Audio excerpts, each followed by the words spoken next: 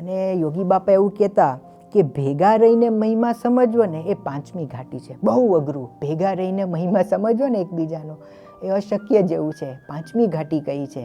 છતાં મહંત સ્વામી મહારાજ અમારા સેવકો જોડે ભેગા રહે છે તો કેટલી મહિમાની દ્રષ્ટિ રાખે છે. આપણને આશ્ચર્ય થાય, કેમ કે મહંત સ્વામીને તો આપણું અતિથિ બધું જ ખબર, કે રોજે રોજ સાથે રહેવાનું, ભેગા બેસવાનું, કરવાનું, અને બધા જ દોષો એને ખબર કે આ કેવો છે.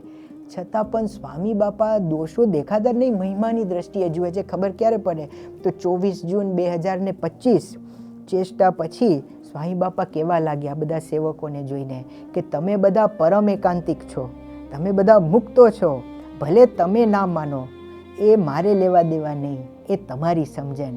તમે માનો કે ન માનો એ તમારા હાથની વાત છે, પણ તમે બધા મુક્તો જ છો.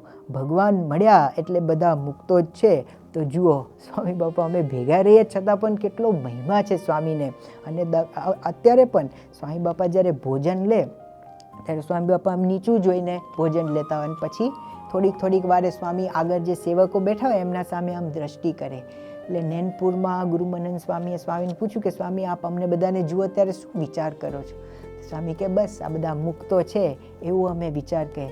બસ ગુરુમનન સ્વામી કે અમે તો બધા એના એ જ છે, એકના એક જ છે.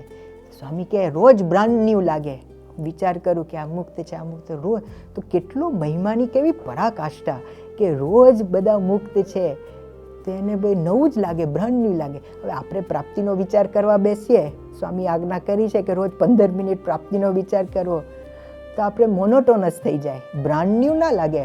એ જે પહેલા દિવસે પ્રાપ્તિનો વિચાર કર્યો હોય અને અત્યારે કરતા હોય તો એમાં ફેર પડી જાય, એ ઉત્સાહ ઘટી જાય, આમ ગદગદ ના થવાય, અહોભાવ ના થાય, એ બધું જતું રહે, ધીમે ધીમે ભૂસાઈ જાય. પણ સ્વામી બાપાને રોજ આ બધા મુક્તો છે એ વિચારથી બ્રાન્ડ ન્યૂ લાગે છે.